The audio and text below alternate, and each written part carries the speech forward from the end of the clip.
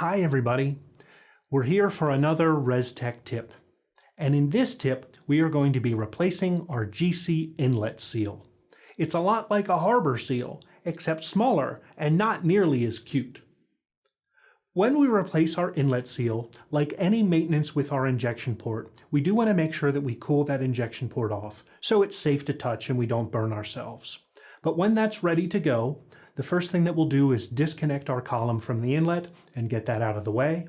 And our next step will be to remove the nut warmer cup. It's that cup of insulation that helps maintain consistent temperature across the length of our injection port. Once we have that out of the way, we'll now be able to get to the reducing nut. And when we remove that reducing nut, it's inside there that we'll find the inlet seal.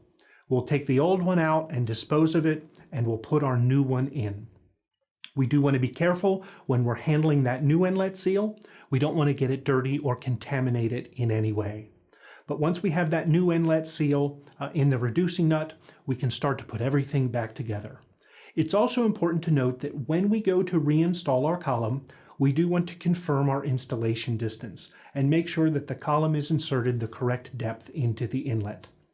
That's it. That's all that's really required when we do maintenance on our inlet seal.